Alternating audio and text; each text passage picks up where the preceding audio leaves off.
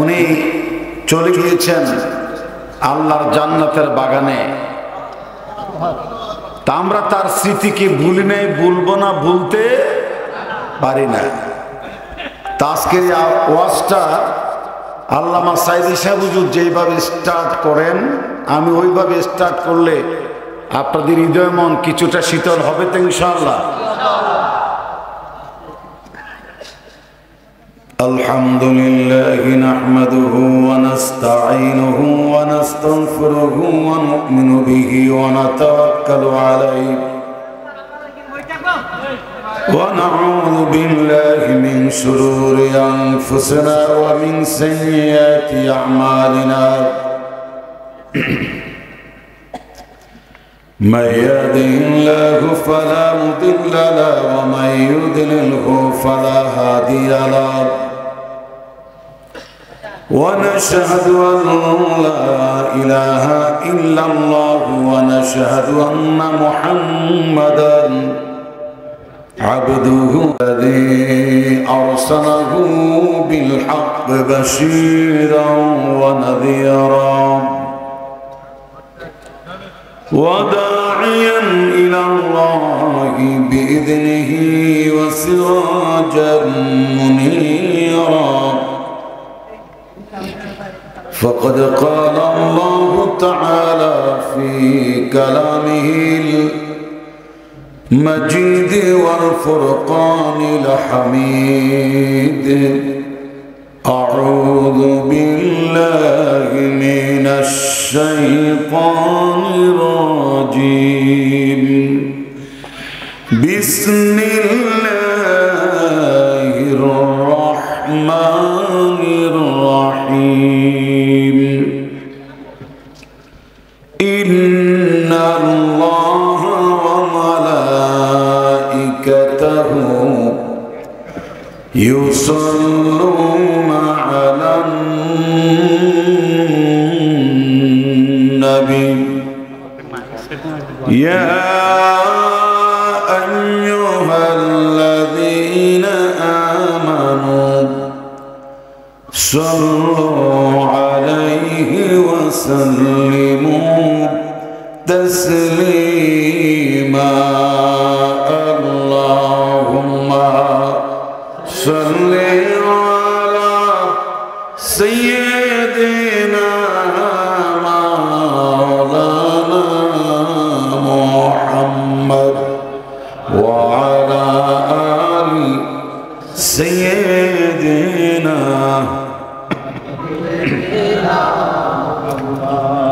আমরা যারা এইভাবে আল্লাহর হাবিবের সম্মান মর্যাদার কথাগুলো তুলে ধরি, এটাকে আজকে থেকে কেউ বেদাতি দুরুদ বলবেন না, এটা আপনার জ্ঞানের অভাব। এই স্টাইলের দুরুদ আল্লাহর হাবিবের সম্মান মর্যাদার প্রসঙ্গে আরবিতে এই কথাগুলো ছন্দবদ্ধভাবে বলা হয়। এই দুরুদ একে তিরস্কার করবেন না। ইন্টারন্যাশনাল দুরুদ হচ্ছে দুরুদ ইব্রাহিমী। এটা আমরা ৫ ওয়াক্ত নামাজে তো পড়ি, এর বাহিরেও আল্লাহর হাবিবের সম্মান মর্যাদাকে কেন্দ্র করে যা আল্লাহুম্মা সাল্লি আলা বলে আমরা যা পড়ি, এটা দোষের কিছু নয়। আপনি অর্থগুলো খেয়াল করবেন নিজ ইচ্ছে করে, তাহলে আপনি নিজে তওবা করবেন। আল্লাহর হাবিবের শানে এই দুরূদকে আমরা কেন ঘৃণা করি? এটা করা যাবে তোমার আমার প্রিয় নবীজি, যার তুলনা চলে না, ঠিক কিনা? আল্লাহর হাবিবের সাথে এই দুনিয়ার কোন মানবীর তুলনা চলে? আরো জোরে বলেন। আল্লাহর হাবিবের সাথে দুনিয়ার কোন নেতা নেতুনির তুলনা চলে? এটা আওয়াজ করে বলা যায় যে চলে। সুতরাং সকল সৃষ্টির শ্রেষ্ঠ নবীজি, যার তুলনা চলে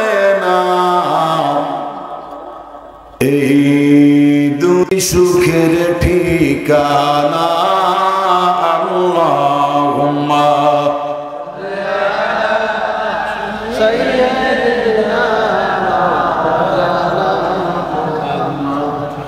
ওয়া আলা আলি সাইয়্যিদিনা।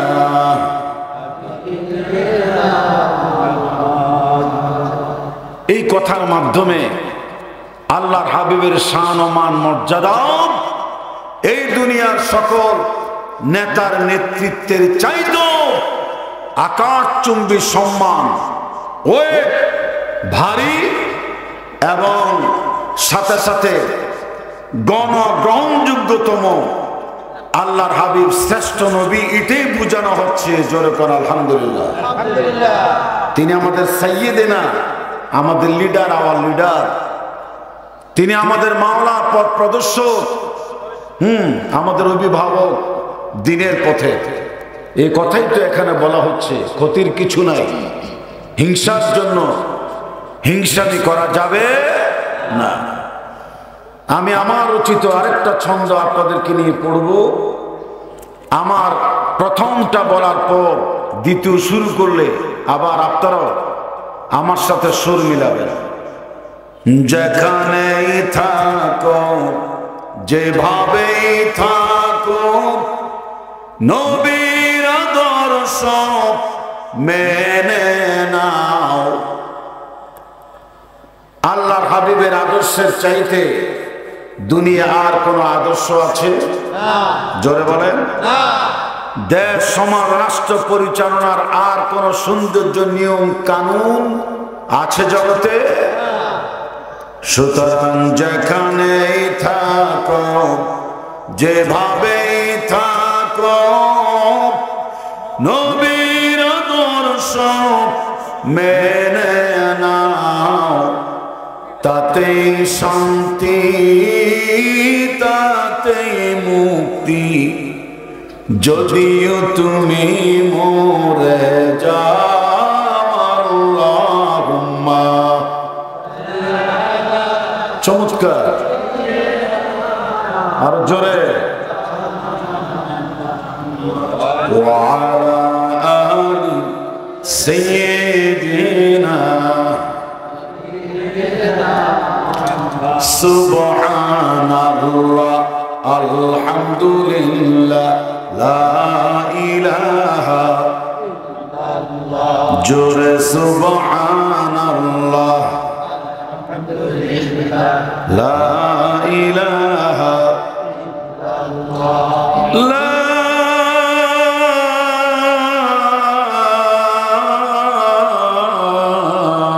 ইলাহা ইল্লা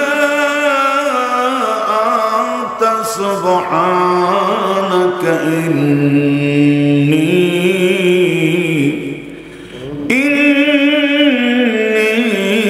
কুনতু মিনাজ জালিমিন। আল্লাহু আকবার। লা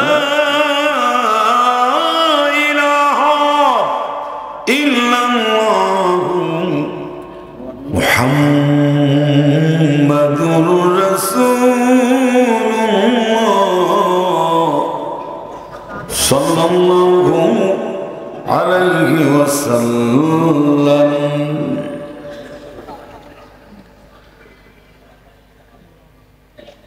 বিচিত্র পৃথিবীর বৈচিত্র্যময় মেঘমুক্ত মহাকাশ,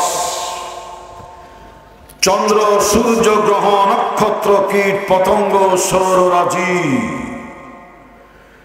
মহাসমুদ্রের অতল তলে তলিয়ে থাকা নীল তিমি, খুলনা, সাতক্ষীরা, সুন্দরবন, আর আফ্রিকার তথা অ্যামাজন জঙ্গলে লুকিয়ে থাকা হিংস্র প্রাণী, পদতলের পিপীলিকা, উড়ন্ত পক্ষী রাজি সহ আমাদের সকলের ক্ষুধায়, খাদ্য পিপাসায় পানির ব্যবস্থা করেন যে মহান সত্য, যে মহান দ্রষ্টা, সে চিরন্তন চিরঞ্জীব শাশ্বত অবিনশ্বর আল্লাহ সুবহানাহু ওয়া তাআলার পক্ষ থেকে পাঠানো আখিরি কালাম, কালামে রাব্বানি, কালামে রহমানি, মহাগ্রন্থ। আমি কিছু বললে বাকিটা আপনারা বলবেন। মহাগ্রন্থ আল কোরআনুল করিম, আল কোরআনুল মাজিদ, আল কোরআনুল হাকিম। সেই কালামুল্লাহ, সেই মহাগ্রন্থে আমার আল্লাহ রাব্বুল আলামিন তিনি যে বলেছেন আকিমুস সালাত ওয়া আতাউজ যাকাত, নামাজ প্রতিষ্ঠা করো, যাকাত ভিত্তিক অর্থ ব্যবস্থা রূপায়ণ করো। আমার মাবুদ আকিমুস সালাত ওয়া আতুজ যাকাত ওয়া আতাউজ যাকাত। আকিমিস সালাতা লিদুলুকিশ শামসি ইলা ওয়াসাতিল লাইলি ওয়া কুরআনাল ফাজর ইন্না কুরআনাল ফাজরি কানা মাশহুদা।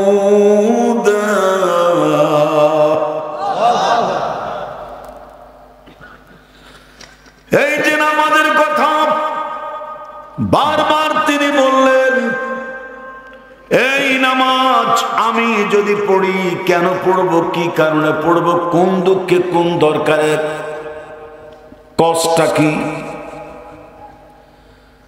আমার মাবুদ এই দুনিয়ায় ঈমানের পরে যেমন আমানতু বিল্লাহি ওয়া মালাইকাতিহি ওয়া কুতুবিহি ওয়া রাসূলিহি ওয়াল ইয়াউমিল আখিরি ওয়াল কদরি খায়রি ওয়াশ শাররি মিনাল্লাহি তাআলা ওয়াল বাসি বাদাল মাউত। এই যে অনেকগুলো জিনিসের উপরে ঈমান আনলে পরে আমি মুমিন। জোরে বলেন আমার কি পরিচয় হবে? মুমিন। জোরে বলেন কি পরিচয়? মুমিন হবে।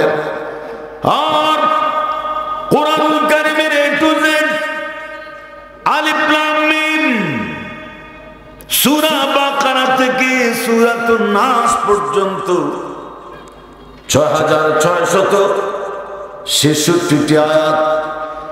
এর মাধ্যমে যদি আমরা দেশ সমাজ রাষ্ট্র পরিচালনা করি, ব্যক্তিগত জীবন, পারিবারিক জীবন, সামাজিক জীবন, রাষ্ট্রীয় জীবন, আন্তর্জাতিক জীবন তথা জন্ম থেকে শুরু করে আজ থেকে মরণ অবধি জীবনের খাওয়া দাওয়া, উঠা বসা, চালচলন, ব্যবসা বাণিজ্য, চিন্তা চেতনা, নৈতিকতা, সাংবাদিকতা, ব্যাংকের জিএমজিএম, হাইকোর্ট, জজ কোর্ট, নিম্ন আদালত, উচ্চ আদালত, গ্রাম্য আদালত, যেই যেখানে বিচার কার্য পরিচালনা করি না কেন, চেয়ারম্যান বলেন, মেম্বার বলেন, কমিশনার বলেন, কাউন্সিলর বলেন, সেনা প্রধান থেকে শুরু করে নৌ প্রধান, র্যাব প্রধান থেকে শুরু করে প্রধানমন্ত্রী, মন্ত্রী পরিষদ থেকে শুরু করে বর্তমান 2024 সালের 5ই আগস্ট এই ছোট্ট সোনার বাংলাদেশ 68,000 গ্রাম সম্বলিত 56,000 বর্গ মাইলের ভারত পরিবেষ্টিত, 3 দিক ভারত, একদিক বঙ্গোপসাগর আর মিয়ানমার কর্তৃক পরিবেষ্টিত, নাফ নদী কেন্দ্রিক পরিবেষ্টিত এই ছোট্ট সোনার বাংলাদেশ। এই বাংলাদেশটা স্বাধীনতা, নতুন করে স্বাধীনতা অর্জন করার পরে অন্তর্বর্তীকালীন সরকার প্রধান ডক্টর ইউনূস আর উপদেষ্টা মণ্ডলী, যারা যেখানে যে কেন? এই মানুষগুলির উপরে আল্লাহর পক্ষ থেকে 30 পারা কোরআন আর 86 তার আলোকে জীবন যাপন করা নফল নাকি ওয়াজিব? ফরজ। গুড। ফরজ না ওয়াজিব? সুন্নত না নফল? ফরজ। এই ফরজিয়তের উপরে ভিত্তি করে আমাকে আপনাকে অবশ্যই মসজিদমুখী জিন্দেগি যাপন করা লাগবে। আমি নামাজ আর মসজিদ কেন্দ্রিক আলোচনা কেন নিয়েছি জানেন? আমি একজন দায়িত্বশীল বক্তা। এই মাহফিলটা আজকে সাতক্ষীরা, কয়ক্ষীরা? নিজের নাম, নিজের থানা, নিজের এলাকা একটু জোরে বলেন না। ডাইন বাম থেকে কয়ক্ষীরা? আরো জোরে। জামানার পরিবর্তন, দেশের পট পরিবর্তনে সাতক্ষীরার এখন আটক্ষীরা পাওয়া যায় না। সাতক্ষীরা অথবা ছয়ক্ষীরা। এই সাতক্ষীরা পরান্দ, আগুরদানি মাদ্রাসা পরান্দ, এই পরান্দ বাজার দারুল উলুম কি নাম মাদ্রাসা? কাউমি মাদ্রাসা, কাউমি মাদ্রাসা। ওখানে রবিউল ইসলাম অত্যন্ত নেককার পরেজগার একজন বান্দা, মুহাক্কিক আলেম। আমি তার সম্মান দিই, শ্রদ্ধা করি। মক্কা শরীফ উমরা যাওয়ার পরও আমাকে ফোন দিয়েছে মাহফিল সংক্রান্ত। এবার ফেব্রুয়ারির 2 তারিখে ভিংড়ি ওরানি নাগরানিতে একটা মাদ্রাসা চলে, ওখানে আমাকে দাওয়াত দিয়েছে ফেব্রুয়ারির কয় তারিখ? কথা কয় না রে? 2 তারিখে। এই মাহফিলে, ওনার মাহফিল এখন এসেছি। আবার আগরদাড়ি খালপাড় ওই জায়গা আমাকে দিয়ে তিনি মাহফিল করেছেন গত বছর। পর পর 2 বার তিনি আমাকে এনেছেন 2টা মাহফিলে। এই যে পরান্দ আজ আপনারা আনলেন বাজার কমিটি আর যুব সমাজ, ঠিক না? বাজার মসজিদ কমিটি এবং যুব সমাজ। আমি সেইটা মাথায় রেখে যেই বিষয়গুলি আপনাদের সামনে স্পষ্ট করে তুললে আমার আগমনের হকটা আদায় হবে, সেই দায়িত্ববোধের জায়গা থেকে বিবেচনা করে আমি আয়াতগুলো নিচ্ছি, কথাগুলো গুছাইয়ে দিচ্ছি। আমাকে বলুন তো শুনি, চন্দ্র, সূর্য, গ্রহ, নক্ষত্রপুঞ্জ, রাত এবং দিন, দিন এবং রাত, শীত, গ্রীষ্ম, বর্ষা, শরৎ, হেমন্ত থেকে শুরু করে 6 ঋতুকালীন যা যা আল্লাহর কাছে পরিবর্তন হয়ে আমাদের মাঝে আসে, এইগুলি আমরা সাদরে গ্রহণ করার ব্যাপারে কোনো আপত্তি আছে? জোরে বলে। পূর্ব দিগন্ত রক্তিম করে সূর্য উঠবে, সূর্যের আলো আধারিতে উকি ঝুঁকি দিবে চন্দ্রের, সেই ওই সূর্যটা যদি আর না দেয় আলো, কি করে আকাশে চাঁদ উড়বে?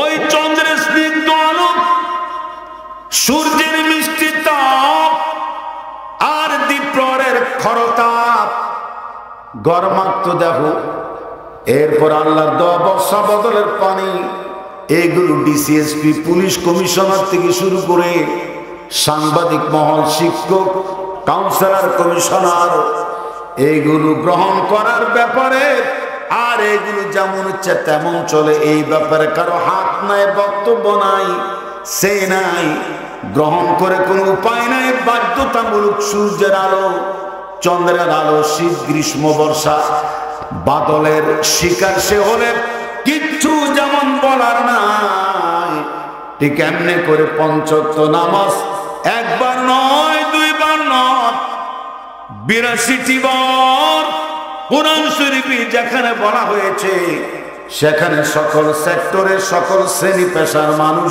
ওই আল্লাহর 5 ওয়াক্ত নামাজে মসজিদের আজানে সাড়া দেওয়ার প্রয়োজন আছে না নাই? অনেক খুশি হলাম, মনোযোগ দিয়ে আমার এই কথাগুলো শুনেছেন বলেই তো সাউন্ডটা ক্লিয়ারলি আমার কান পর্যন্ত বাড়ি মেরেছে। আল্লাহ প্রত্যেকটা হুকুম আকাম পালন করার প্রয়োজন আছে না নাই? যথার্থভাবে সেই হুকুম কি পালন হয়? চিল্লাবানের পালক হয়? পালন হয় না। এটা ঐচ্ছিক কোন ইবাদত নয়। ও ভাই দুস্থ বুজুর্গ, নামাজের পরে মসজিদে ইমান একিনের কথা হবে মাগরিবের পরে। সব ভাই বসি বহুত ফায়দা হবে। কেউ বসলো কেউ বসলো না। আল্লাহর প্রত্যেকটা হুকুম কি এরকম ভাই দুস্থ বুজুর্গের মতো কথা বলে না? ভাই হোক और भाई को মানতেই হবে। জোরে কোন ঠিক কিনা? পর্দা ফরজ। এটা কি শুধু আমি খন্দকার মাহবুবুল হকের বউর লাইগা, বোনের লাইগা, মায়ের লাইগা? এটা কি খালেদা জিয়ার জন্য আল্লাহ ফরজ করে নাই? এতদিন কথা বলতে পারি নাই, আকার ইঙ্গিতে বললো, জেলখানায় ঢুকাইতো, হাত কড়া পা বেড়ি লাগানো হতো। এখন কি হক কথা বলার ক্ষেত্রে আর কোন হিকমত নামের কথা গোপন করার সুযোগ আছে? চিল্লাবেন না ছাড়। এই পর্দা প্রথা কার পক্ষ থেকে? আল্লাহর পক্ষ থেকে। চিল্লা বলেন আল্লাহর পক্ষ থেকে। আমাদের বিএনপির ভাইরা মাহফিলে আসে না? আমাদের আওয়ামী লীগের ভাইয়েরা মসজিদ সদস্য, তারা টাকা পয়সা দেয় নাই? ওদের কি ঘৃণা করার কোন সুযোগ আছে? এদেরকেও বানাইছে কে? আল্লাহ। চিল্লা বলেন আল্লাহ বানাইছে। ওই বেগম জিয়ার উপরে এই সুন্দর সাজানো সুন্দরী নারী বারবার প্রধানমন্ত্রী হয়েছে, শেখ হাসিনা প্রধানমন্ত্রী হয়েছে। আমি সব সময় বলি, আল্লাহর হুকুমকে ভায়োলেট করে, আল্লাহর নীতিমালাকে বৃদ্ধাঙ্গুলি প্রদর্শন করে পর্দা প্রথার বাহিরে এসে কোন নারী যদি জনসভায় বক্তব্য দেয়, ভাষণ দেয়, নাচে এবং গায়ে কুদে, ওই নারীদেরকে আল্লাহ রাব্বুল আলামিন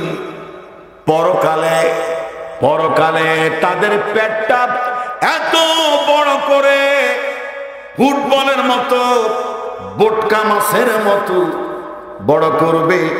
আর প্রত্যেকটা বেপরদা নারীর পেটের ভিতরে অবৈধ সন্তান কিলবিল করতে থাকবে। যেরকম নাউজুবিল্লাহ।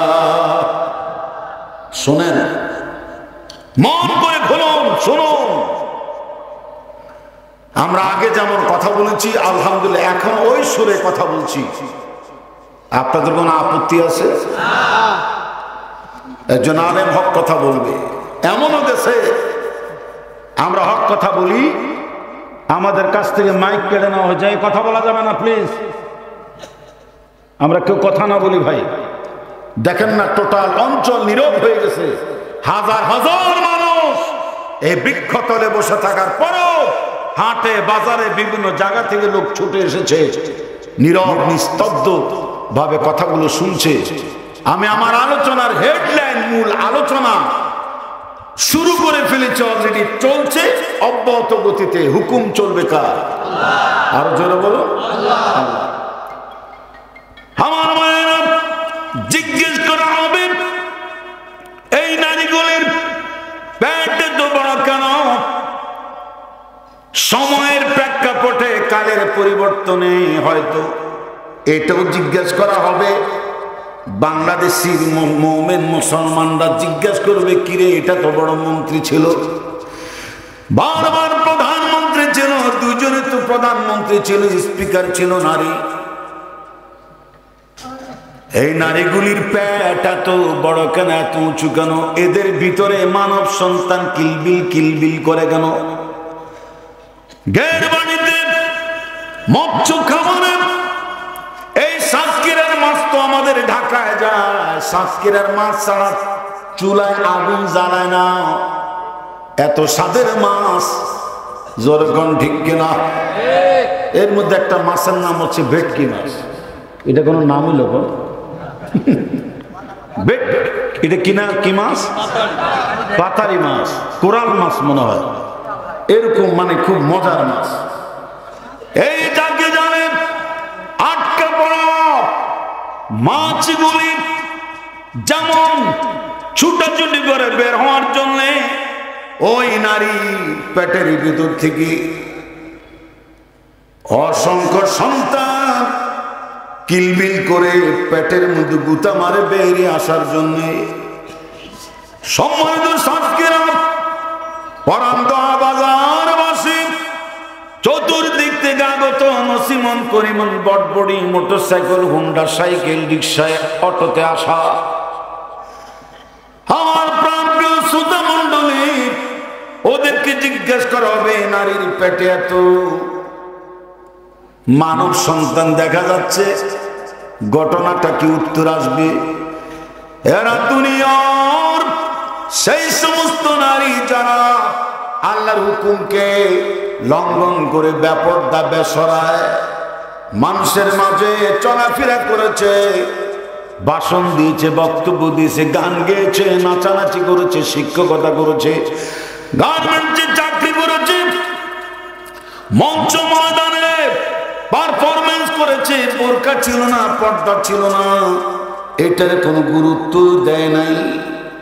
বরং এমন জঘন্য অবস্থার সৃষ্টি হয়েছে, বোরকা পরে কেউ যদি দিনী দাওয়াতি কার্যক্রমে বাড়ি বাড়ি ঘুরে কোরআন হাদিসের বৈঠক করেছে, ওদেরকে পর্যন্ত গ্রেফতার করে থানায় নিয়ে যাওয়া হয়েছে। সাক্ষীর এরকম ইতিহাস হয় নাই, যশোরে হয় নাই, ওই সেই বাংলাদেশের উত্তরবঙ্গে আপনার বগুড়া বিভিন্ন জায়গা হয়েছে কি হয় নাই? আর এখন সেই বোরকা পরা নারীদেরকে দেখলে ওই পুলিশ ভাইয়েরা এখন খালাম্মা কই সালাম দেয়, জোরে কোন ঠিক কিনা, সেলুট করে। এই দিন দিন না, আরো দিন আছে, এই দিনের ঠেললে নিবে, ওই দিনের কাছে এক মাগে কি যায় না, কথা কয় না, এক মাগে। কিন্তু আজকে খুব একটা শীত আছে নাই, আলহামদুলিল্লাহ। জোরে আমার যারা রিসিভ করে এনেছে প্রাইভেট কারে, ওখান থেকে স্লোগান দিয়ে প্রথম এখানে এনেছে। আমি সব মাহফিলে প্যান্ডেলটি একটু ভিজিট করি, মাইক আলহামদুলিল্লাহ ভালো, কোনো অসুবিধা নেই। এটা কি রিপন মাইক না? তারপরে সাতক্ষীরা আমি আসলে আরেকটা মাইকে কথা বলি, ওটা কি জানো, এরকম শামসুল মাইক আছে না, আরো আছে তো গাজী, তারপরে ফাহিম, ফাহিম মাইক, ফাহিম মাইক, চমৎকার চমৎকার মাইক, আলহামদুলিল্লাহ। এতে প্রশংসা করলে আমার ভালো লাগে। তুই আবার কইস না যে আমার মাইকে ওয়াজ করে আবার অন্য মাইকম্যানদের প্রশংসা করে কিনলে, এই হিংসা অন্তত তোদের মধ্যে না থাকুক। তোদের সবাইকে আমি ভালো জানি, সাউন্ড কোয়ালিটি চমৎকার, আলহামদুলিল্লাহ। গজবুজের আফতারে পাইও রিসিভ করে আমার গরম গেছে, গা শরীরে ঘাম ধরেছে, আলহামদুলিল্লাহ। জোরে ঘাম কদ্দুর জুছে, ঘাম তো একটু পরে বের হবে, জোরে কোন ইনশাআল্লাহ। কথাগুলোর ফিনিশিং দিয়ে যাচ্ছি। তাহলে পর্দা প্রথার কথা, এটি কি কোনো জামাত ইসলাম শিবিরের কথা, ছাত্রী সংস্থার কথা? জোরে বলে না। এটি কি তাবলিগ জামাতের মাস্তুরার কথা নাকি আল্লাহ? এটা পালন করা দরকার আমাদের সকলের। একটু আগে যাদের নাম নিয়েছি তারা এটা মানে নাই, না মানার কারণে মরণের পরে কবরে গেলে খবর হবে উলামায়ে কেরাম তাদেরকে বাঁচাবার জন্য কত গুরুত্বপূর্ণ সুন্দর কথা বলেছে, মানার মধ্যে তাদের লাভ ছিল, ঠিক কিনা? নারীত্বের মর্যাদা মাতৃত্বে, মন্ত্রিত্বে এবং নেতৃত্বে নয়। আপনারা আমার সাথে একটু জবানটা খুলে, ইয়াং জেনারেশন যুবক, আমি তোমাদেরকে অন্ধকারে দেখতে পাচ্ছি না, একদম খন্দকারের কাছে আসো, সব আসো, এদিকে এদিকে আসো, আমার ভালো লাগতেছে, আসো, চেয়ার নিয়ে আসো, চেয়ারম্যান টুলমুল যা আছে আসো, এখানে আসো, চলে আসো দ্রুত।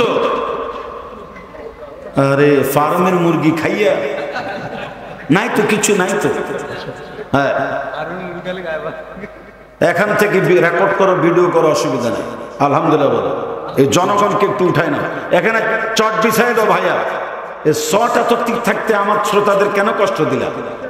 হ্যাঁ ভাইয়া, মঞ্চ পর্যন্ত টেনিবেন চট, জি, মঞ্চ পর্যন্ত টেনে দেন আমার কাছে থেকে। আর এখানে কিন্তু চট দিশে দেন, ওই আল্লাহর বনি আদম তারাও যাতে বুঝতে পারে।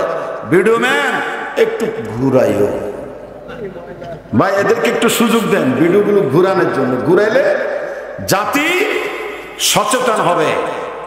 এই মধ্যরাত গাছতলে খোলা হালকা প্যান্ডেল তো নেই কিরে ভাই, এই যে গাছতলে কইছেন এগুলো উঠাইতে হয়, কিন্তু উঠাইতে হয়।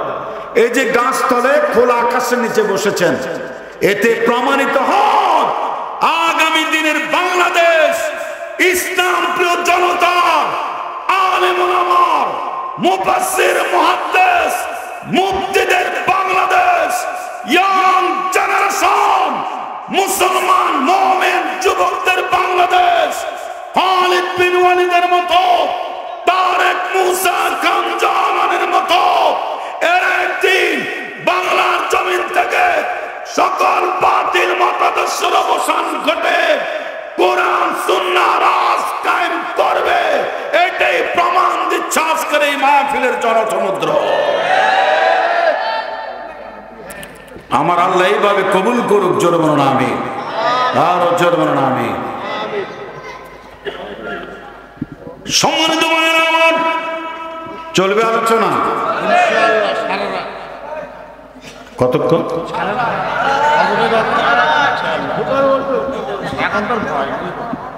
এখন ভয় নেই বলে সারা রাত ওয়াজ করবো। পরশুদিন মাহফিল ছিল আমার পঞ্চগড় উত্তরবঙ্গে, কালকে ছিল ঠাকুরগাঁও।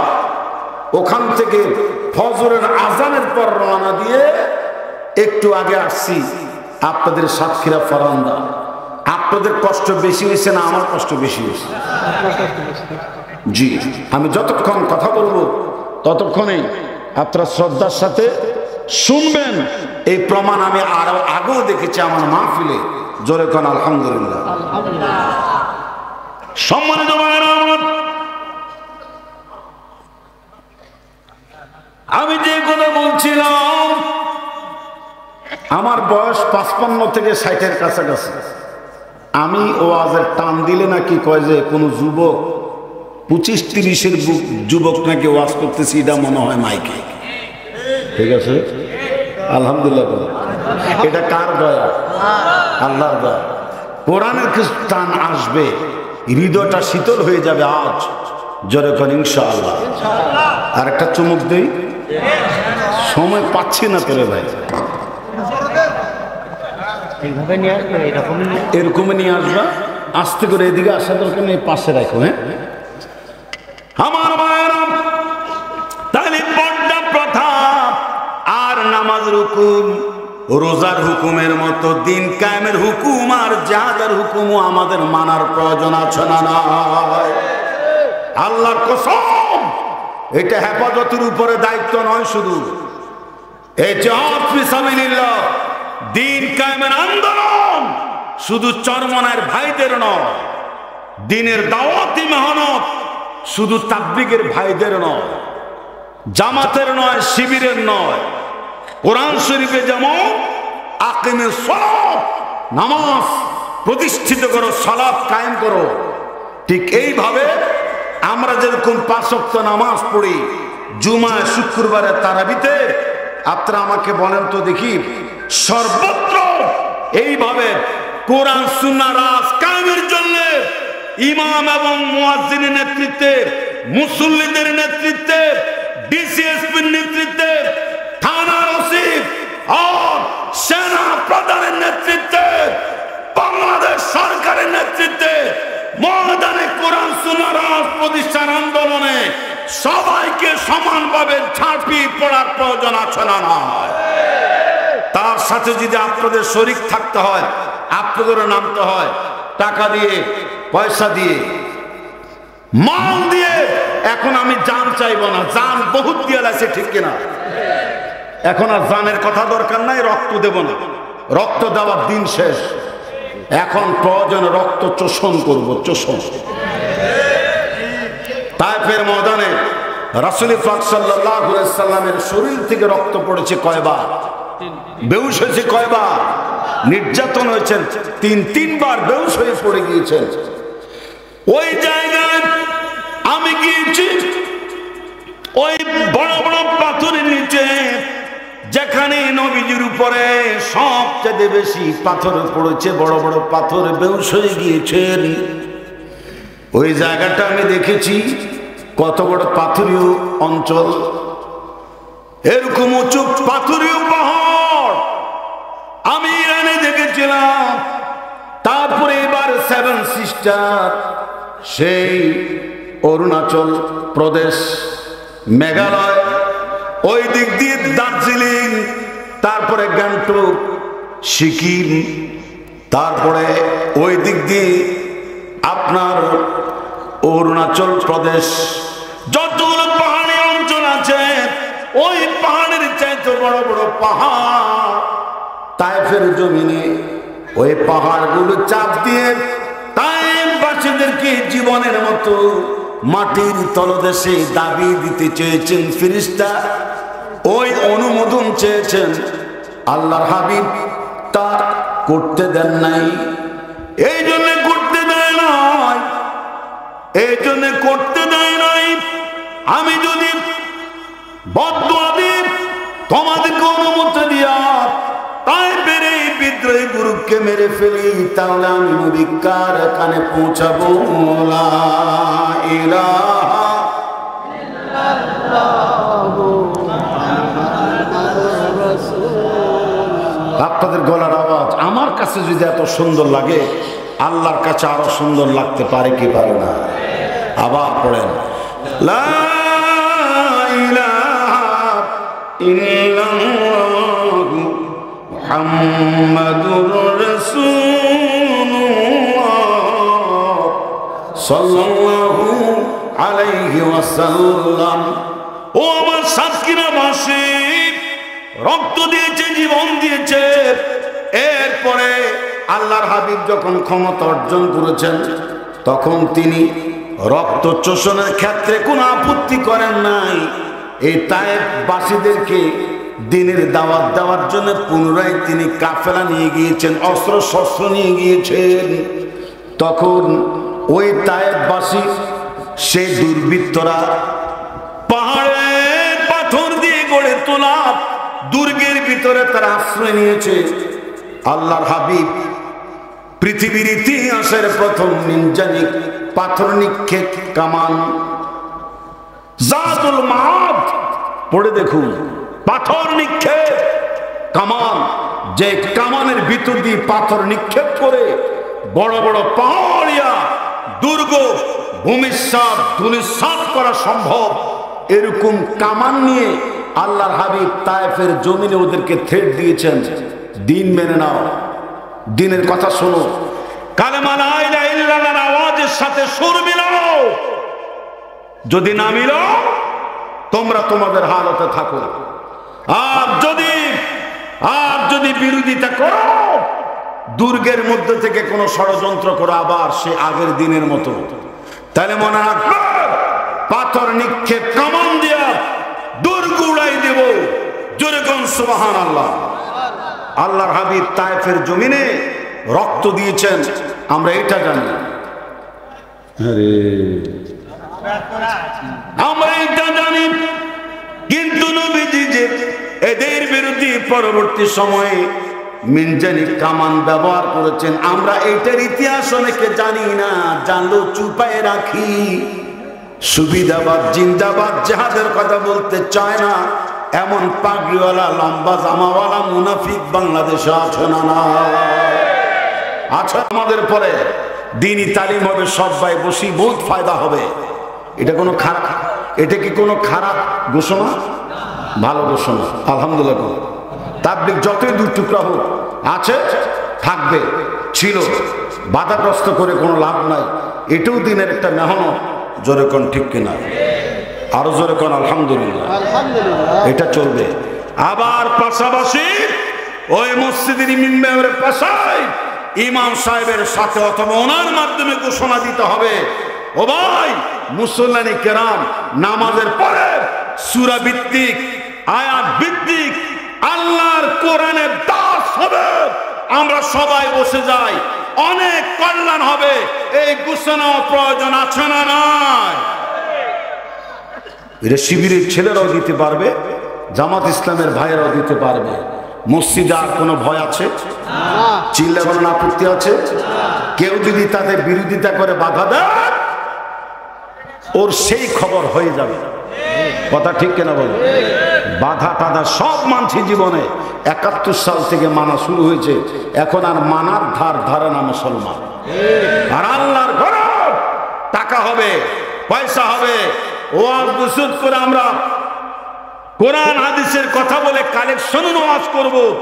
সেই মসজিদে শুধু সারা বাংলাদেশের জুমা মসজিদ নয়, বিগত সরকার অত্যন্ত সুন্দর করে দৃষ্টিনন্দন যতগুলো মডেল মসজিদ তৈরি করেছে, সেই মসজিদের মুসল্লি, ইমাম, খতিবের মিম্বাররাও এখন থেকে বাংলাদেশের কোরআন সুন্নাহর পক্ষে দিন কায়েমের খুতবার আওয়াজ তুলতে হবে।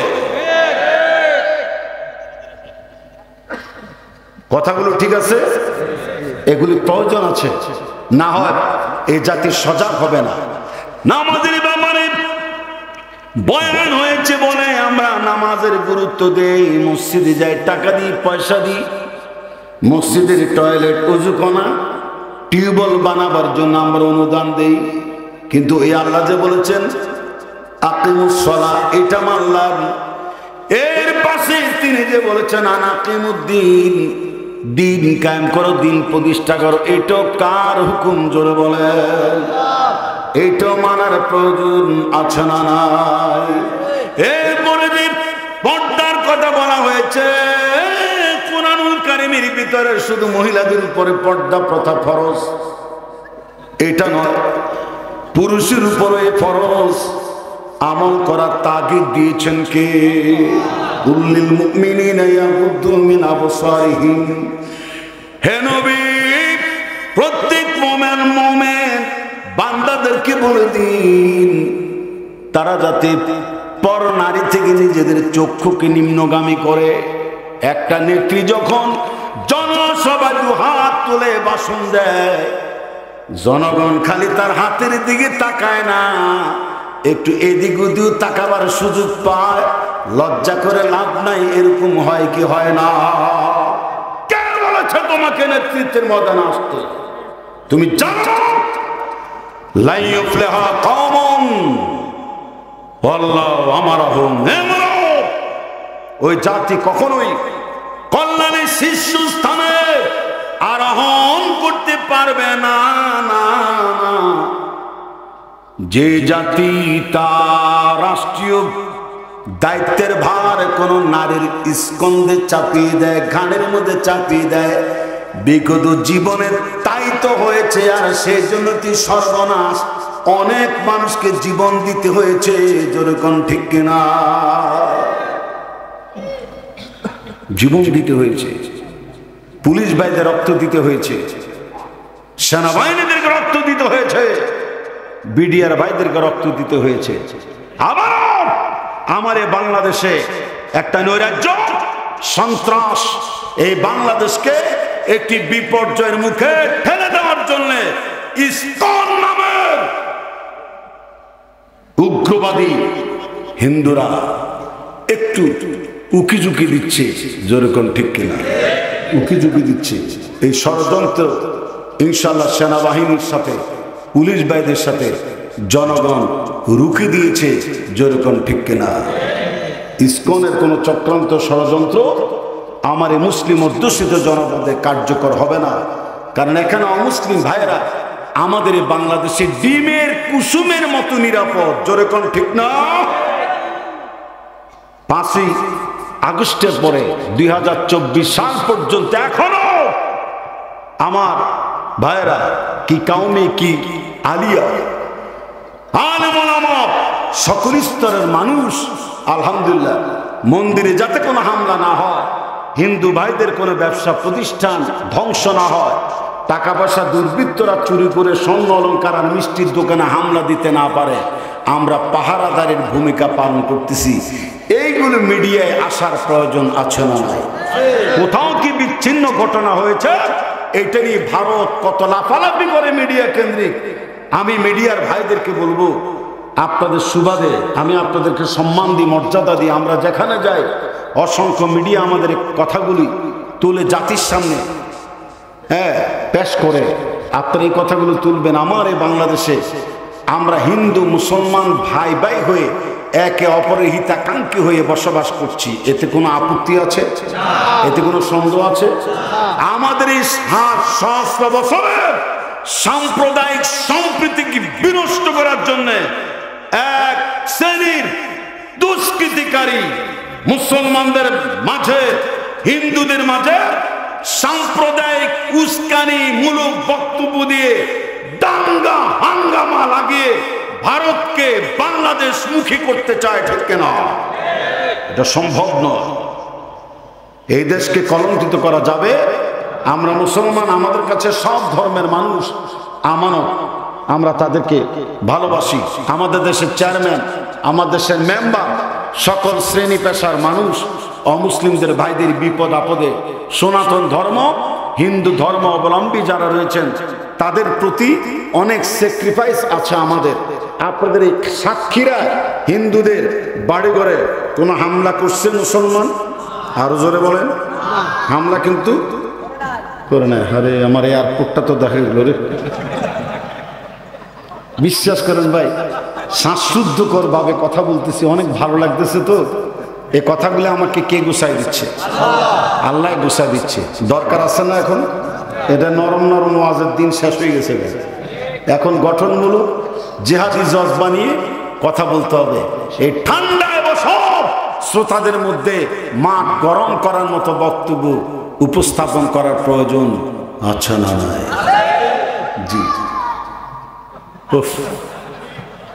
তোর মতো শ্রোতাই দরকার আছে রে সোনামনা, সোনামণি। এই ছোট্ট বাচ্চাদের মধ্যে একটা স্পিরিট, ও যাদের না বুঝতো আছে বলে চিৎকার মারত, ওদের মধ্যে প্রভাব বিস্তার হচ্ছে। জি, জায়াতগুলো সামনে এনে আমি আমার বক্তব্য একটার পর একটা কোরআন শরীফ তেলাওয়াত করি, এরপরে তার উপরে ভিত্তি করে কথা বলি। এতক্ষণ যে কথাগুলি বলেছি সেইগুলি কার বাণী? জোরে বলেন।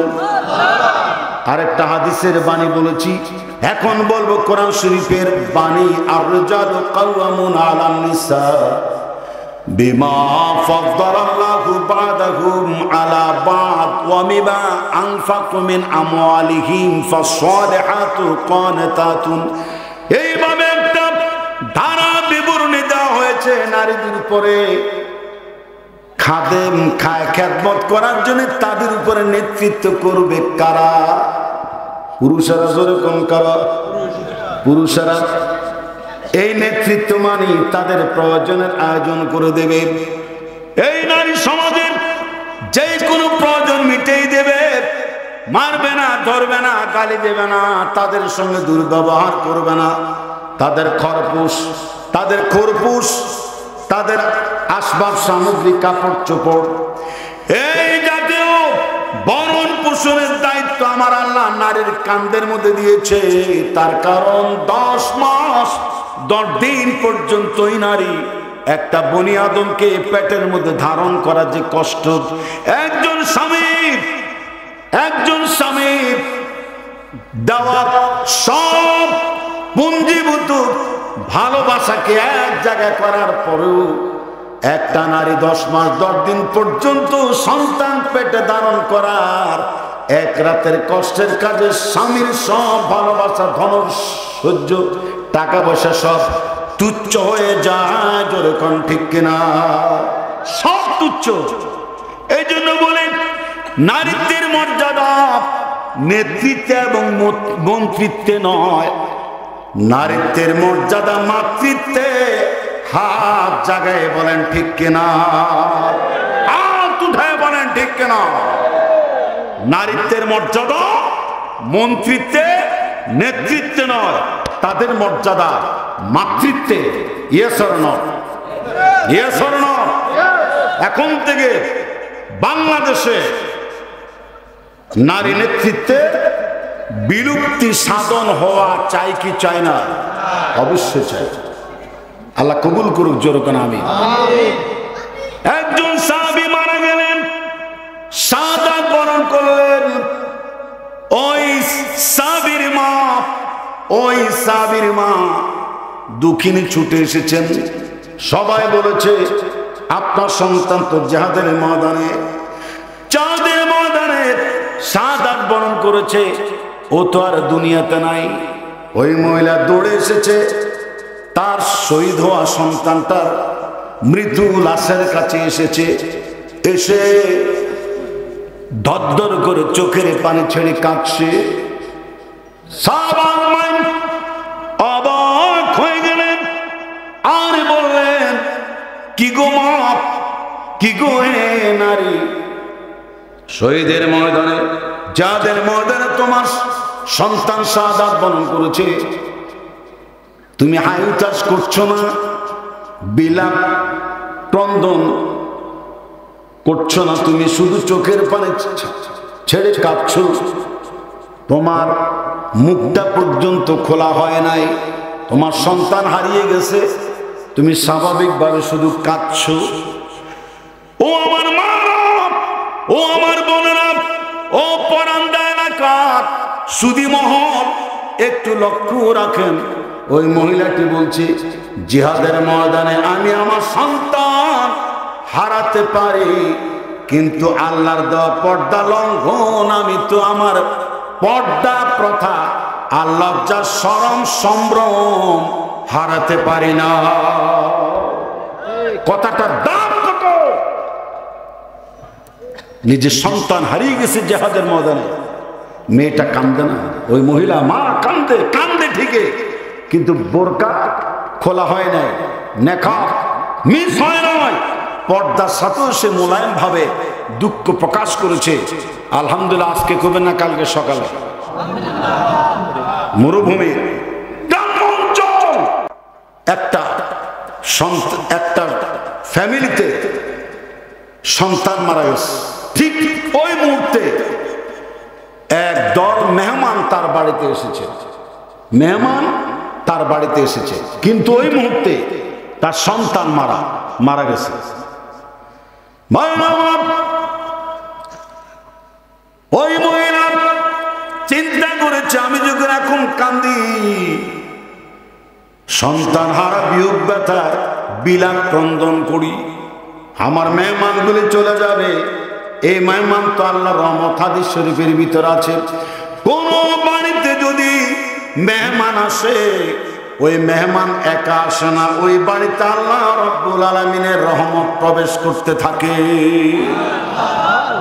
আবার শুনান তো সুবহানাল্লাহ। কোন বাড়িতে যদি অতীত মেহমান আসে, মুখ কালো করা যাবে না, গোমরা করা যাবে না, মনটা খারাপ করা যাবে না। ডিম দিয়ে হলো, কাঁচামরিচ দিয়ে হলো, আলু ভর্তা করুক, সাধ্য অনুসারে তার মেহমান করার হুকুম দিয়েছেন বিশ্বনবী।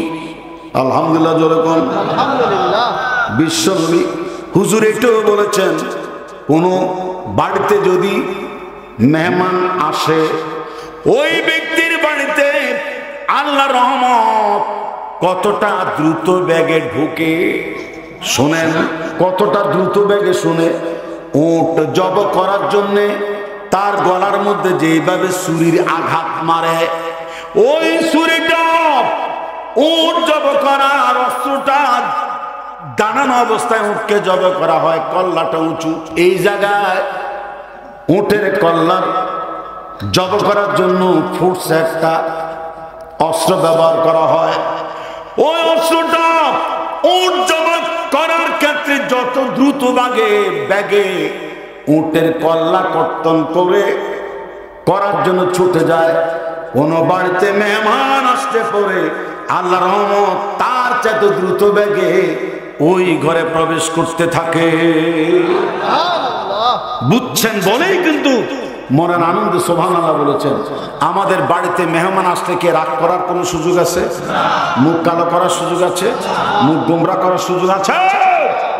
আঙ্গ নোয়াখালী কুমিল্লা, আর বাড়িতে কুমিল্লা নোয়াখালী, আঙ্গ নোয়াখালীতে এক বাড়িতে মেহমান আসছে, তো বাড়িওয়ালা মেহমান দেখলে বিরক্তি লাগে, কিপন কিপটা টাইপের, তাও তার নিকট আত্মীয়, বলে যে এরিও বাইসা, ও বাইসা ভাইজান আপনি আমার বাড়িতে আসছেন, খুশি হয়েছি, আমি জানি আপনি কোথাও আসতে থাকার অভ্যাস নাই, যেহেতু আসছেন একটু নাস্তা পানি করে যান। মেহমান চিন্তা করছে যে আমি আইছি বেড়াইতে, হে আমার নাস্তা করে বিদায় করাইতে চায়। তো মেহমানও চালাক ছিল, কাজে অসুবিধা নাই, এই ব্যাপার আপনি টেনশন করেন, আমি আপনার বাড়িতে 3 দিন বেড়াবার নিয়তে আমার লুঙ্গি জামা গাঁটটি বুসকা সহ আপনার বাড়িতে হাজির হয়েছি। একবার লাই যাইবার লাই না, বেচারার মেজাজ গেছে খারাপ হইয়া, আরে আমি তাড়াতে চাই, আর হে যে কে বসতে চায় ঠিক আছে বসেন। ভিতরে গিয়ে তার বললো গে খামোখা পায়ে পাড়া দিয়া ঝগড়া, দুড়ুম ধাড়া থাপ্পড় চোপড়ার আওয়াজ স্বামী স্ত্রীর মধ্যে এমন ভাবে প্রবল বেগে শুরু হয়েছে। মেহমান কয় কার বাড়িতে আইলাম রে, কি লেগে আইলাম? দুইজনে যেভাবে যুদ্ধ শুরু করছে, এই মার দৌড়ের সিরিয়াল শেষ পর্যন্ত আমার পিঠ পর্যন্ত আসে কিনা আল্লাহ জানে। থাকার গুল্লি মারি, আমি জায়গা থাকা দরকার নাই। এই বেচারা ওই মেহমান গাট্টি বসকা বেঁধে চলে যাবে, মানে নিয়ে চলে যাবে, ও টের পাইছে বাড়িওয়ালা। এবারে বউরে যায় কয় তুই এত কান্দুস কাজ, আপনি আমাকে মেরেছেন বলি তো কান্দি। তোর আমি তো মেহমান বিদায়ের জন্য আমি শুধু শুধু মেরেছি। বউ হাসছে উঠে কয়েছে আমিও কিন্তু শুধু শুধু কাঁদছি। মেহমান এটা শুন না পাল্টা আবার ফিরে এসে বলে তাহলে আমিও তো শুধু শুধু রওনা দিচ্ছি। হ্যাঁ, মেহমান ফিরে এসে বলে তাহলে আমিও তো শুধু শুধু রওনা দিচ্ছি। এরকম যদি মেহমান আর মেজবানের পরিস্থিতি হয়, জিন্দিগি তো ওই বাড়িতে রহমত ডুববে, জোরে কোন ডুববে, ডুববে না। ডিস্টার্ব করে বেশি জামাইরা, বাড়ির কাছে মাইয়া বিয়ে দিলে জামাইরা যা করে 2-3 দিন পরেই 2-1 মেহমান নিয়ে হাজির হয়, এরকম হয় না? অথবা শ্বশুর যদি পরান দাও বাজারে কোনো কিছু ভালো ভালো কিছু কিনে, ওই বাড়িতে যদি খোঁজ পায় জামাই, ওই বিকালে এসে হাজির। একজনে খোঁজ দিয়ে কিরে তোর শ্বশুর অনেক বড় দইয়ের পাতেলে নিয়ে বাজার করে বাড়িতে গেছে, হয়তো আমি বসে রয়েছি কিনা, তাহলে আমারও তো শরীর হওয়া দরকার। গেছে বাড়িতে, দরজার ভিতরে দরজা টুক দিছে, টুক দেওয়ার পর বলে যে কে? বলে যে আমি আপনাদের জামাই। আহা, শ্বশুর মনে করছে কিরে খোদার কাটা আজকেও হাজির। ও জানলো কেমনে আমি এত কিছু দইয়ের পাতিলা মাতিলা দাওয়াত কিনেছি, খাবো মজা করে। খোদার কাটা হাজির, দে দরজা খোল। শাশুড়িকে বলে দিয়েছে খবরদার নরমাল খাবার দিবি, জামাইলে কিছুই খাইতে পারে না, দইয়ের পাতিলা চকির তলে ঢুকা ঢুকো। ঢুকাইছে শাশুড়ি, খাওয়ান দাওয়ান দিছে, শেষ। ডাইনে বামে তাকে কিরে দইয়ের পাতিলে গেল কোন? ওই গেল যে আমার খবর দিছে, ও তো মিশা কথা কোয়ার লোক না। আমার শ্বশুর দইয়ের পাতিলা কিনছে, গেল গেল। এবারে পুস্কি মেরে দেখে খাটের তলে দইয়ের পাতিলা রেস্টে আছে। এটা বের করে খাবে কেমনে? ফোন দিয়ে আটতেছে, যে শাশুড়ি আম্মা আল্লাহ বাসাস, আজকের পরে জীবন আমারে পাইতেন না। কি হয়েছে? যে রাত্রে বের হয়েছিলাম, এত লম্বা সব আমার চোখের সামনে পড়ছে, একটুখানি পা ফেললে সাপ আমার দংশন মারত, কামড় মারত। খোঁজে তাই? খোঁজে হ্যাঁ, জানেন না কত বড় সাপ? কত বড়? খোঁজে আমি আরে যে খাটের তলে দইয়ের পাতিলা, এত লম্বা সাপ। ভাই এখন এর দই না খাওয়াই উপায় আছে? রাসূলের সুন্নাত মেহমানদের কদর করা, আলহামদুলিল্লাহ জোরে বলে, এটা একটু সুন্নাত। আমি যা বলছিলাম, আমার আল্লাহ বলে দিয়েছেন ওয়াকারনা ফি বুয়ুতিকুন্না ওয়ালা তাবাররাজনা তাবাররুজাল জাহিলিয়াতিল উলা।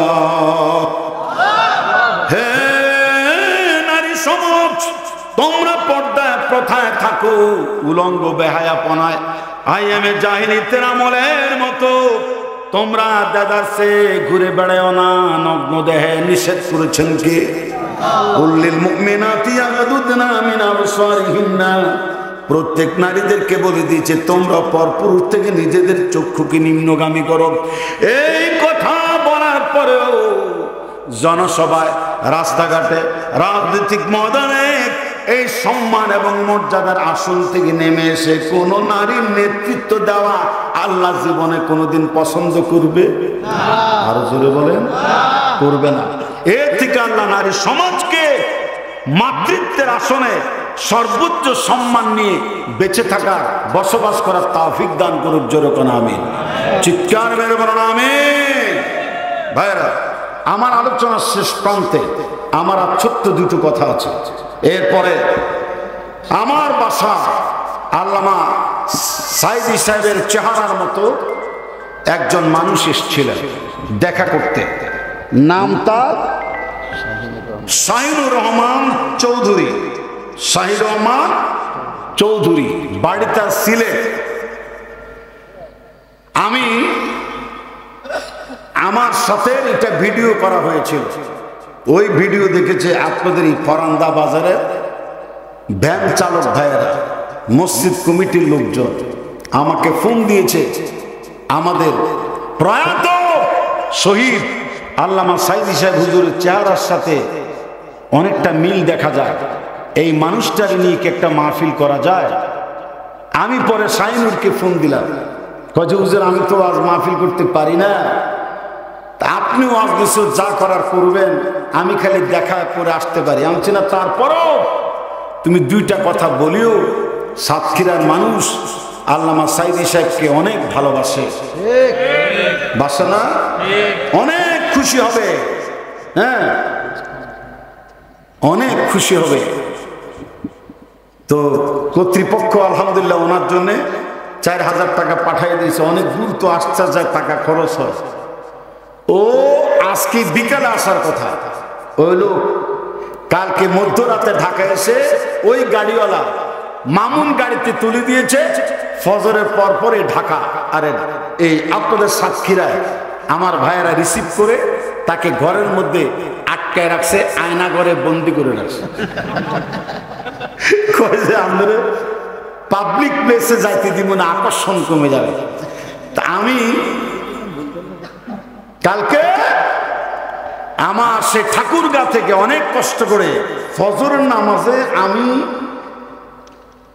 কষ্ট করে রওনা দিয়েছি। আমি যথাসময়ে আপনাদের মাঝে আসতে পেরেছি, এতে আপনারা খুশি না বেজার? ও বুঝতে দায়িত্ব যা করার তো আমারই করা লাগবে, আমি তো জানি। এই জন্য কিছু কথা গুরুত্বের সাথে আপনাদের সামনে শুনাইলাম। আপনারা খুশি না বেজার? আমার যে কথা বলার টার্গেট ছিল, সেই টার্গেটটা আমি এইভাবে ফুলফিল করতে চাই। আমি বললেই আপনারা শাহিনুর চৌধুরীকে আমার কাছে নিয়ে আসবেন। পাশের একটা চেয়ার অবশ্যই খালি থাকবে, এখানে উনি এসে বসবেন। আপনাদের দেখলে খুবই মায়া লাগবে, সালাম দিতে মন চাইবে, দেখার আশা আপনাদের মনে আছে না নাই? একটু পরেই আমি বললেই চলে আসবে। তার আগে আমি একটি তিলিসমতি দোয়া করতে চাই। এই দোয়াটা সবাই শরীক হতে হবে। এই যে 3 জন ভাই, এই 3 জন, তোমরা 3 জন এদিকে আসো, এদিকে আমার দিকে আসো, এদিকে আসো। ওই দিকে যে কয়েকজন তোমরা আসো, এই যে তোমরা এদিকে আসো, দ্রুত দ্রুত দ্রুত আসো। আমি একজন দায়িত্বশীল বক্তা, অসুবিধা নেই। তোমরা আমার সামনে বসো অথবা মঞ্চে উঠো, ওঠো। একটা চমৎকার দায়িত্ব আছে আপনাদের। ওই যে লাল জামা ভাই, ও লাল জামা ভাই, আপনিও বসে যান, কেউ আর দাঁড়িয়ে থাকবেন না। বাজার ঘাটে যারাই আছেন খুব দ্রুত এই প্যান্ডেলের মধ্যে চলে আসুন। বলেন, আমি আপনাদের মাঝে যে কথাগুলি গুছাই, কারণ আমি তো আমার দায়িত্ববোধের জায়গা থেকে কথা বলতেছি।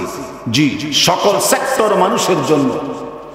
এই যে নামাজ, সালাত, পর্দা, জিহাদ, এইগুলির হুকুম কি কোন রাজনৈতিক দলের লিডারের, নেতা নেত্রীর, নাকি আল্লাহর হুকুম? আল্লাহর হুকুম। অনেক দারুণ লেগেছে। শাহাদাত অঙ্গুলি আকাশের দিকে খোঁচা মেরে বলুন তো কার লেগেছে? আল্লাহর লেগেছে।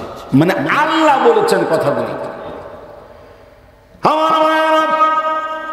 এই জন্য ডিসিএসপি, চেয়ারম্যান, মেম্বার, কাউন্সিলর, চৌকিদার, দফাদার, মন্ত্রী, মিনিস্টার, রাষ্ট্রপ্রধান, সবাই মিলে সমানভাবে নামাজ রোজা হজ যাকাতের আমলের পাশাপাশি আল্লাহর জমিনে সুলাইমানের শাসন, দাউদি শাসন, ওমরের শাসন পালনের মধ্য দিয়ে এমন একটি সুন্দর সমাজ ব্যবস্থা কায়েমে এগিয়ে আসার প্রয়োজন আছে না?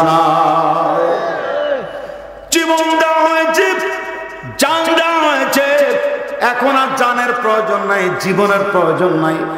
এখন শুধু মাল ছাড়বেন। কি ছাড়বেন?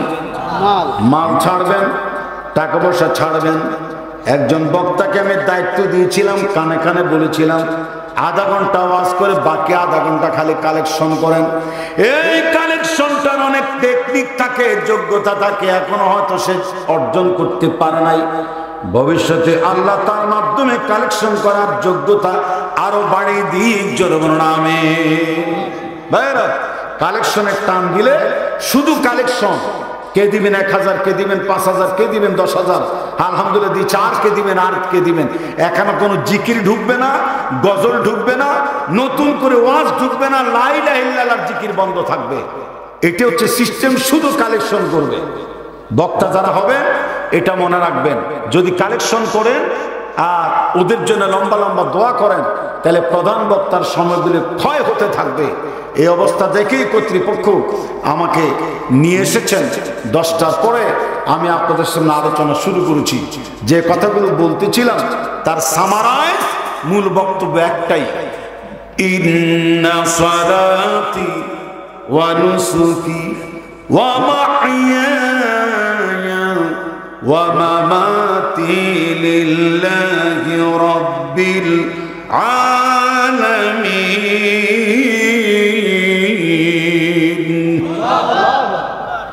সব ভাইয়ের এখন বসে যান। হ্যাঁ, তোমরা এত দূরে কেন? এখানে আসো, কাছে আসো, তাড়াতাড়ি আসো, দূরে না, কাছে আসো, এই জায়গায় আসো। ভাইরা, সব ভাইরা যারা হাটে বাজারে আছেন, এখনই আমার সেই প্রিয় মুখ, আমি তাকে শুধু আল্লামা সাইদ হিসেবে চেহারা হুবহু দেখতে মনে হয়।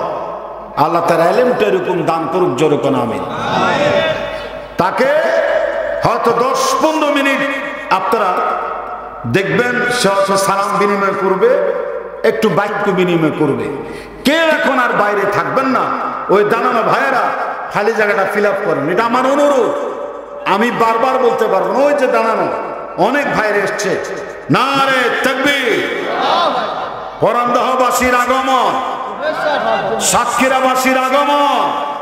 আজকে এখানে যত লোক হয়েছে তার চেয়ে ডবল হইতো, কিন্তু পাশে শিল্পীদের, যুবকদের আয়োজনে অনেক বড় বড় শিল্পী এসেছে, ওখানে লোক ভাগ হয়ে গেছে। আরো লোক নিয়ে আমরা এখানে ওয়াজ মাহফিল করতে পারতাম। তবে ওরা যত গান গাক, ওরা যত গজল গাক, আমি কিন্তু বাংলাদেশ এবং ভারতের সর্বশ্রেষ্ঠ একজন গজল সম্রাট, আমি শ্রেষ্ঠ অ্যাওয়ার্ড পেয়েছি। আপনারা যেইভাবে আমাকে ঘিরে বসে আছেন, আমিও আজকে আপনাদেরকে দুনিয়া বিখ্যাত একটা গজল শুনাইয়া শাহিনুরকে আপনাদের সামনে উপস্থাপন করতে চাই। লাগবে গজল? লাগবে? যেমনে বলেছি এমনে আপনারা বসে গিয়েছেন। কি মাস ভাই? ওই কোন জায়গা? আগরদাড়ে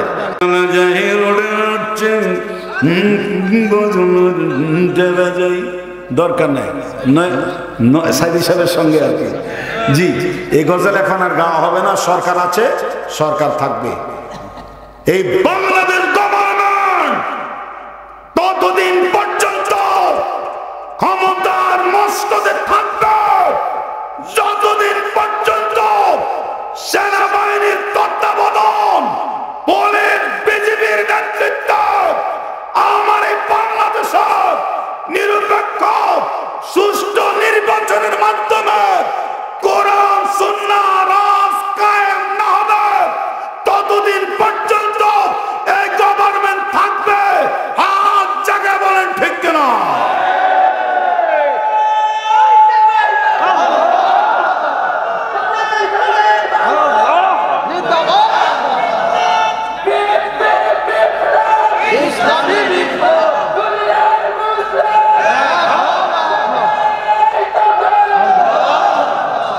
ভাই আমরা এতক্ষণ কই আছি? হ্যাঁ ছিল, তাই না? জি হ্যাঁ, কারণ এই দেশে একটি সুন্দর স্বাধীনতা 5 আগস্ট অনেক রক্তের বিনিময়ে একটি নিরাপত্তাপূর্ণ এই রাষ্ট্র আমরা নতুন বাংলাদেশ হিসেবে তাকে অর্জন করেছি। অনেক হামলা, অনেক মামলা, খুন এবং গুমের মধ্য দিয়ে আবু সাইদের মতো একটা মেধাবী ছাত্রের বুক পেতে দাও, বুলেট বিদ্ধ রক্তমাখা শহীদের বিনিময়ে নতুন বাংলাদেশ অর্জন হয়েছে। আমরা মনে করি এই বাংলাদেশ শুধু এই নির্যাতন নিপীড়ন শুধু 15 বছর 16 বছর ধরে নয়। আরে কপাল রে আমার, ভাই কোনো সমস্যা হচ্ছে? আলোচনার প্রেক্ষাপট কি বদলাই দিব? তাহলে মানুষ যাবে না কিন্তু। জি আমার বাংলাদেশ 71 সাল থেকে মুসলিম নিধন যজ্ঞ চলেছে। কাউকে রাজাকার নামে, কাউকে জঙ্গিবাদ বানিয়ে, শিবির জামাতে এইভাবে চলছে। 5ই মে হেফাজত ইসলামের রক্ত ঝরেছে শাপলা চত্বরে, ঠিক কিনা? জালেমদেরকে মানুষ সম্মান করে সালাম দিয়া মুসাফা করে ধন্য হোক। ওইসব আলেম ওলামা কাউমি মাদ্রাসা সহজ সরল এই সাদা সিধা লোকদের উপরে গুলিবিদ্ধ করা হয়েছে। যারা অযোগ্য জানামাজ আর তসবিহ হাতে করে সেখানে এসেছে, ওদেরকে মেরে ওদেরকে মারা হয়েছে, তাদের রক্ত ঢলেছে বাংলার জমিনে। শুধু তাই নয়, এই বাংলাদেশে 21 বাংলাদেশে এই যে লগি বইটার 28 অক্টোবর বাইতুল মোকাররম উত্তর গেটে লগি বইটার পিটানি দিয়ে 4 মেধাবী ছাত্রকে শহীদ করেছে। এরা বাংলাদেশে এখনো টিকে আছে কেন? আমি জিজ্ঞাসা করতে চাই। আল্লামা সাইদি সাহেবের মতো লোক টিকতে পারলো না, নিজামীর মতো লোক টিকতে পারলো না, মুজাহিদের মতো লোক, ইসলামী নেতৃত্ব প্রদানকারী মুজাহিদরা টিকতে পারে নাই। তোমরা কোন জায়গার দুধের দোয়া তুলসী পাতা হয়েছ? তোমাদেরকে একদিন বিচারের আওতায় কাঠ করে এনে ওই ওই ওই ফাঁসি রশির মধ্যে তোমাদেরকে একদিন ঝুলায় মারা হবে। সেই সুদিন আছে। কয়জন বাংলাদেশ থেকে বিদায় নিয়েছ? আছে প্রেতাত্মারা, আছে না নাই? অবশ্যই ঘাপটে মেরে আছে। তবে আমি জামাত ইসলামের আমির শফিকুল ইসলাম সাহেবকে আমি ধন্যবাদ দিই। উনি সাধারণ ক্ষমা ঘোষণা করেছেন। জোরে আলহামদুলিল্লাহ জোরে বলেন। শেখ মুজিবুর রহমানও যাদেরকে সাধারণ মুক্তিযোদ্ধাদের অর্থাৎ রাজাকার আমরা যাদেরকে জানতাম, ওদেরকেও সাধারণ ক্ষমা ঘোষণা করেছিল, ঠিক কিনা? তারপরও দুর্বৃত্তরা আমাদেরকে ছাড়ে নাই। ওয়াজ চলাকালীন মাইক কেড়ে নিয়েছে, তাই না? হুজুরে বলে একটু মুনাজাত করি না, মুনাজাত লাগবে না, মাইক কেড়ে নিয়েছে। জাতি এই দৃশ্য কি জীবনে ভুলতে পারবে? এখন কারো বাপের বেটার ক্ষমতা আছে মুফাসসিরের কাছ থেকে মাইক কেড়ে নিতে পারে? দেখেন সেই দিনে কিন্তু আমরা ধৈর্য ধারণ করেছি, করি নাই? আমরা ধৈর্য ধারণ করেছি, আমরা অ্যাকশনে যাই না। যদি আমরা বলতাম ধর রে, তাহলে তার জায়গা হয় হাসপাতালে না কবরস্থানে হইত। আমরা ধৈর্য ধারণ করেছি, এই জন্য আমাদেরকে সেলুট ধন্যবাদ দেওয়ার প্রয়োজন আছে না নাই? মাহফিলের মানুষদেরকে আমরা খেপাই নাই।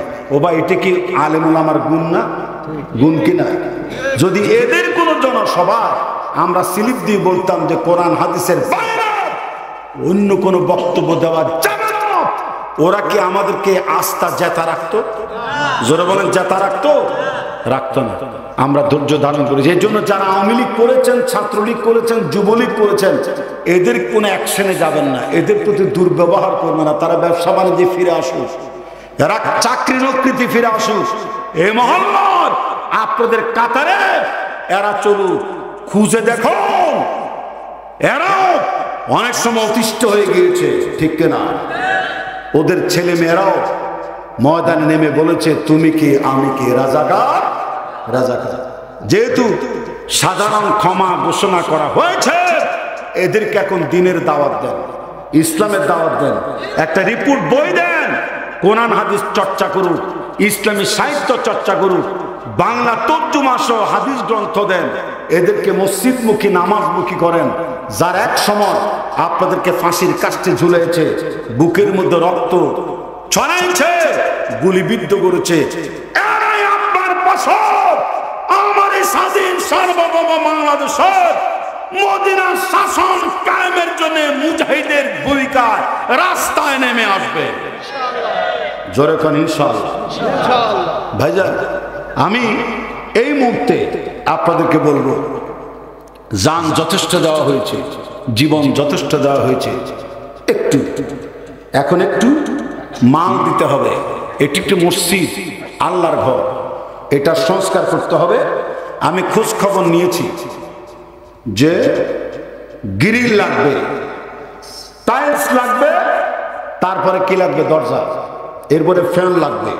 বাজার মসজিদ তো দোতলায়, দোতলায়। এটি একটি ভালো উদ্যোগ।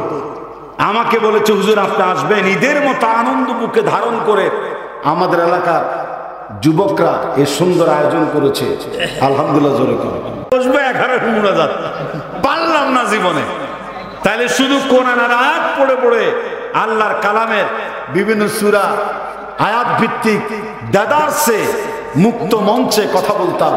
সেই সুদিন আল্লাহ দিক। জোরে বলুন আমিন, আরো জোরে বলুন আমিন। জি ভাইজান, এনিবডি, আমি আর মাত্র 1 মিনিট সময় দেব, দেন। হ্যাঁ হ্যাঁ, শুনি না, জোরে বলেন কি হবে? ওরা বলে খেলা হবে, আর আমি বলি গজল হবে। আমরা অপসংস্কৃতি নিরোধনের জন্য আল্লাহর নামে, রাসূলের নামে ইসলামী গজল পরিবেশন করতেই হবে মাহফিলে মাহফিলে। আল্লামা সাইদি সাহেব আমাকে নিয়ে যত আজ মাহফিল করাইছেন বাংলাদেশে, এরপরও জনতাকে বলতেন যে আপনারা তো খন্দকার মাহবুবুল হকের ওয়াজ তাফসীর শুনেছেন, তার গজল তো শোনেন না। তখন আমার মাধ্যমে তিনি আবার গজলও পরিবেশন করাইতেন। এত ভালোবাসে, আগর দাঁড়িতে তার প্রমাণ পান নাই আপনারা? এসো যাই চলো যাই রোডে মারছে, সরকার পতনের ঘন্টা বাজাই, দেশে বিদ্যুৎ নাই, পানি নাই, জানমালের নিরাপত্তা নাই, এমন ব্যর্থ সরকার দেশে থাকার কি রে ভাই, সব তো মুখস্থ রাখছে। এসো যাই চলো যাই রোডে নাচছে, সরকার পতনের ঘন্টা বাজায় জোরে। এসো যাই চলো যাই রোডে মারছে, সরকার পতনের ঘন্টা বাজাই, দেশে বিদ্যুৎ নাই, পানি নাই, জানমালের নিরাপত্তা নাই, দেশে বিদ্যুৎ নাই, পানি নাই, জানমালের নিরাপত্তা নাই, এমন ব্যর্থ সরকার দেশে থাকার আর দরকার নাই। এসো যাই সরকার পতনের, এটা হচ্ছে সেই সরকার, যেই সরকার যখনই বাংলাদেশে এসে আমাদেরকে বুড়িকে আঙ্গুল দেখাবে, গান গেয়ে হলো তার প্রতিবাদ এইভাবে চলবে, ঠিক কিনা জোরে করো? কোনো ছাড় দেওয়া হবে না। এই গান সেই সরকারের জন্য, যেই সরকার দুর্নীতি করবে, কদাচার করবে, সন্ত্রাস করবে, আলেম ওলামা পিটাবে, মারবে, আয়নাঘর তৈরি করে নির্যাতন করবে, খুন করবে, গুম করবে, বিদেশি ব্যাংকে সুইস ব্যাংকে টাকা জমা করাইয়া পানিতে মারবে, ভাতে মারবে, বিদ্যুতে মারবে। ওই গান তাদের জন্য গাওয়া হবে, জোরে কোন ঠিক কিনা? আমাদের মতো লেখক কবিদের জবান বন্ধ থাকবে না। জি চলে নাকি না চলছে? ঠিক আছে। আর লাগবে জানি তো পোষায় নাই আপনাদেরকে।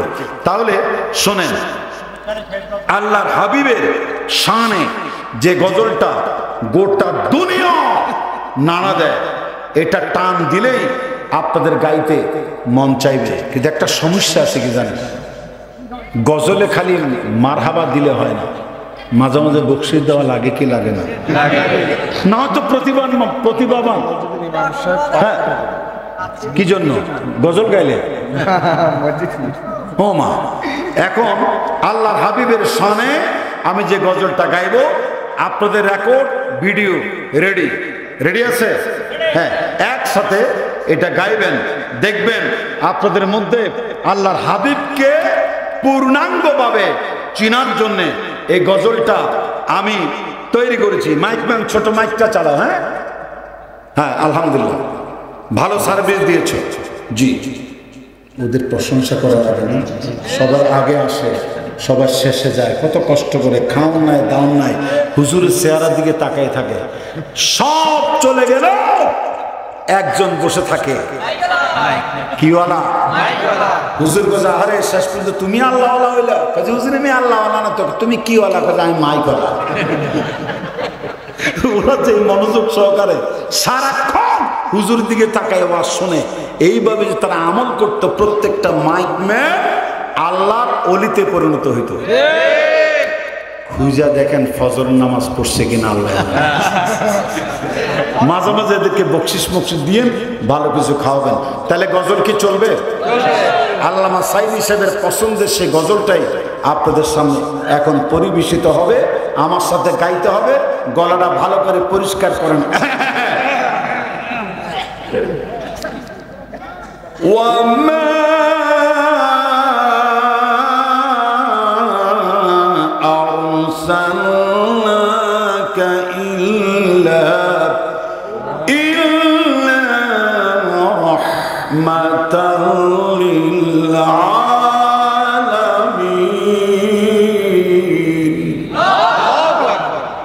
হে নবী, আমি আপনাকে তামাম বিশ্ববাসীর জন্য করুণার মুক্ত প্রতীক, রহমত হিসেবে প্রেরণ করেছি। লাকাদ কানা লাকুম ফি রাসূলিল্লাহি উসওয়াতুন হাসানাহ। রাসূল সাল্লাল্লাহু আলাইহি ওয়াসাল্লামের জীবনে রয়েছে, চরিত্রেই রয়েছে তোমাদের জন্য অন্যতম আদর্শ।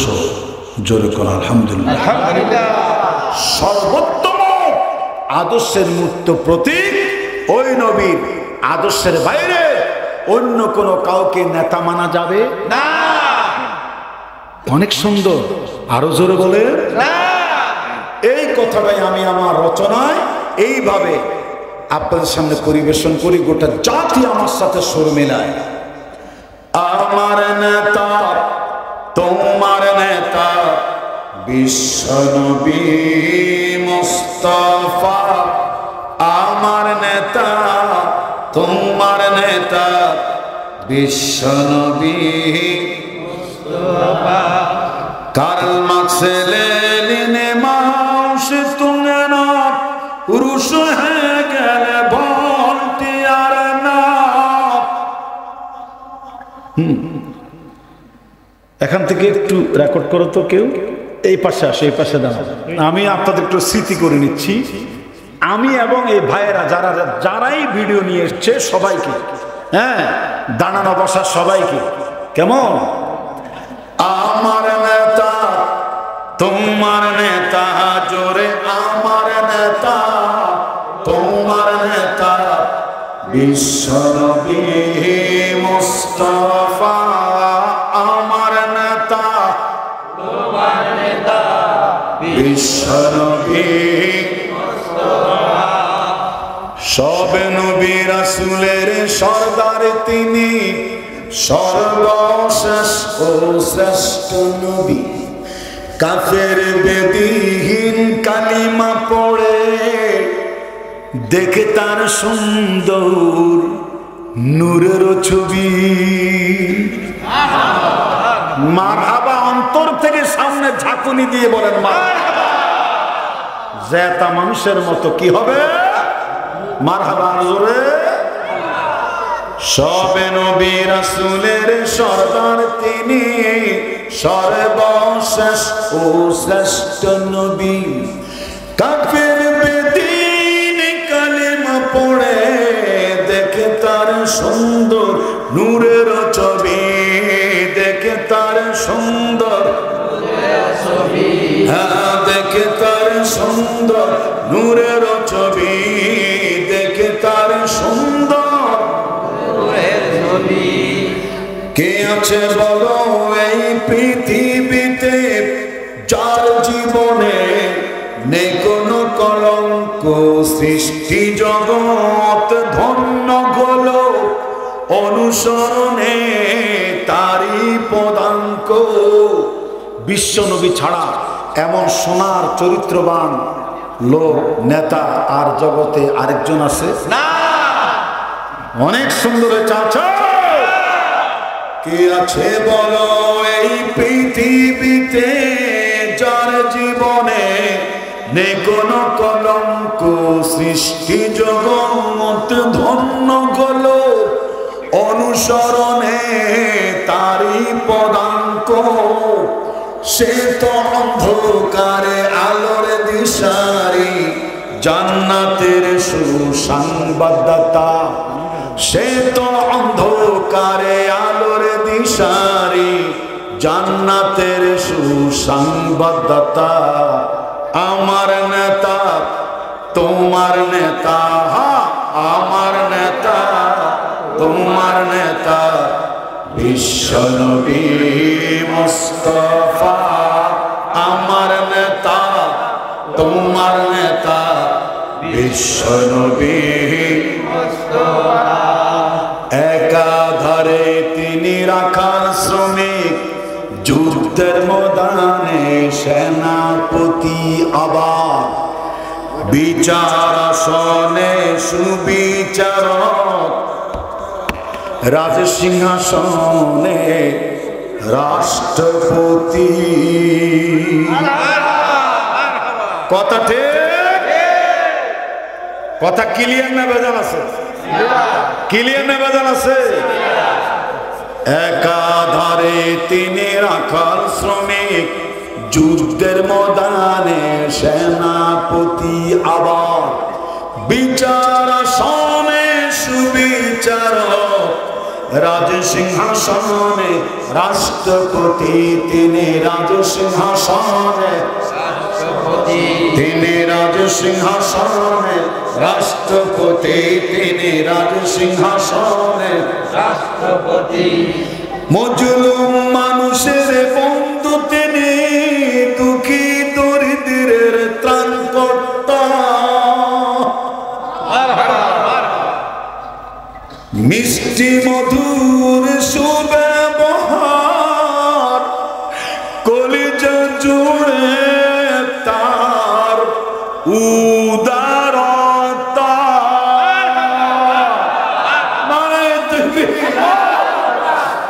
মজলুম মানুষের বন্ধু তিনি, দুঃখী দরিদ্রের ত্রাণকর্তা।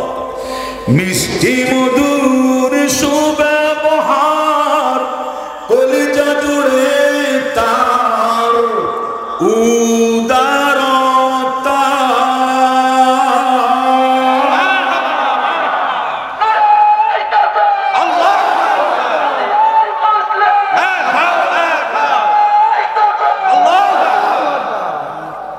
মানুষে মানুষে ভেদাভেদ ভুলে গড়ে তোলে ঐক্য ও সমতা। মানুষে মানুষে মানুষে মানুষে ভেদাভেদ